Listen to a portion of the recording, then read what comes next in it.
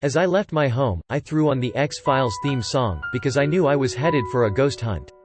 This time around I engaged my ghost hunting activities with the SPS.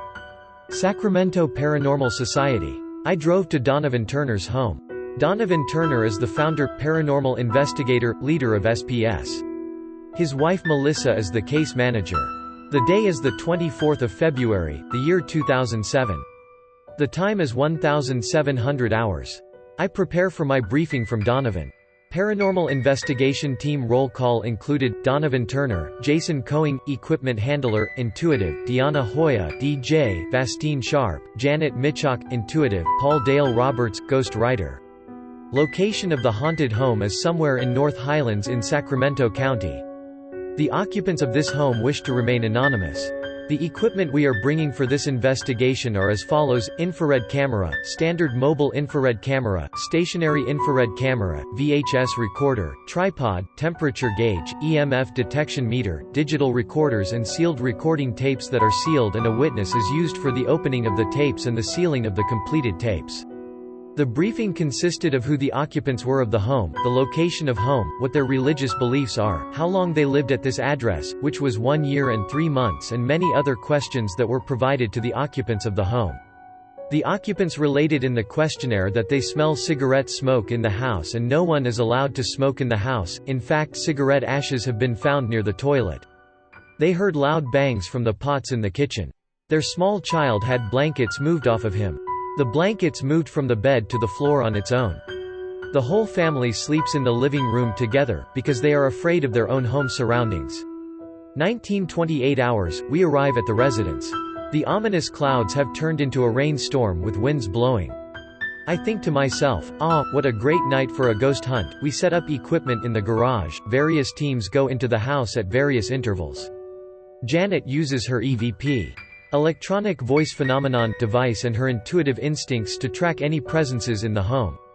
Jason in front of me uses his EMF detector and registers no spikes in the garage. So far everything is normal. The mother and daughter of this home explain how they have seen shadows crossing the walls, cigarette ashes found in and around the toilet area and the distinct smell of cigarette smoke in the bathroom. She goes on to explain that in the master bedroom, objects have moved on their own accord, such as hats or a basket. We set up a still infrared camera in the master bedroom to see if any objects will move. The mother goes on to explain how the TV has shut off on its own and then came back on, and at times the channels change. In the kitchen she has heard the freezer door open and the jiggling of ice cubes. On the stove is a picture on a stand and the stand is knocked off on its own. The daughter and mother have witnessed the knocking down of the picture in the picture frame. At 20:01 hours, Donovan and Jason is the first team into the house. They walk into the son's bedroom. The room is warm and then at some point of time, they walk into a cold spot. The cold spot lasts for about 2 to 3 seconds. The air felt thick at this time. Jason explains on how his voice recorder had a new battery and the battery was instantly drained. Could this have happened because of spirit activity? Janet and DJ do a walk-through. Janet the intuitive feels the following: when entering kitchen she is drawn to the sink, she feels a presence there. In her head, she feels she is being told to look into the backyard. She calls it a knowing, bee. In living room, she felt nothing. While walking in the hallway, she is compelled to go into the master bedroom. She says it's a decisive heaviness in the air, pressure drops in the room, she finds it hard to breathe, there is distress in her voice, there is a tightening to her solar plexus and she feels a slight pain to the right side of her stomach area. C.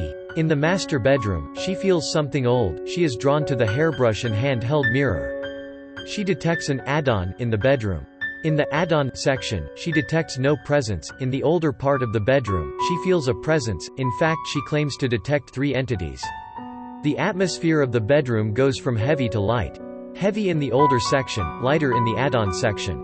In the little boy's bedroom, she feels energy. In the bathroom, she senses giggling. She believes the spirit is young. Other comments from the team is that the spirit is of a little boy. Janet feels a pain on her left side of her torso. She tries to entice the spirit from the garage area, with me present. While Janet explains to me what she felt inside the house, she feels a tingle on her shoulders. She explains that when a sensitive walks into a haunted home, the spirits are immediately drawn to her, she is like their light. She explained to me feeling body pain, twitching of shoulder area, shortness of breath, because the entities of this home recognize her as a sensitive or intuitive. Paul and Jason use an Olympus digital voice recorder as they enter the home. We are the next team up. The video camera shuts down twice on its own, for no apparent reason. When DJ was outside taking a break, she felt a presence. She felt like someone was standing on the right side of her. She felt warmth draping part of her back area and then it was gone. Janet approaches DJ and was able to describe where the incident took place at. Janet felt like something was near them. At 20:45 hours, Donovan witnesses garage door that leads into the home opening and closing on its own accord. I investigate to see if possibly an open draft could have done it, but the door is too heavy and when it closes, it stays closed. No wind could have opened it, let alone close it again. Next team is Donovan and I.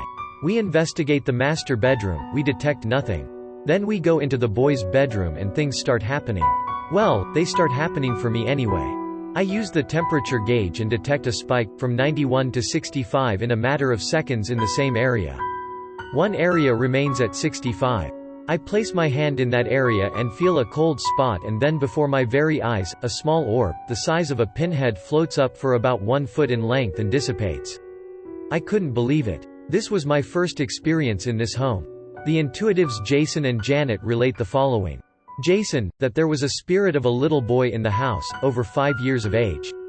Maybe Portuguese or Filipino. There was also a grown man ghost in the house. This man ghost was frustrated or sad. The little boy was playful and enjoyed playing tricks. Janet, there was a little boy in the house, about age 7. Little boy had dark skin. He was playful.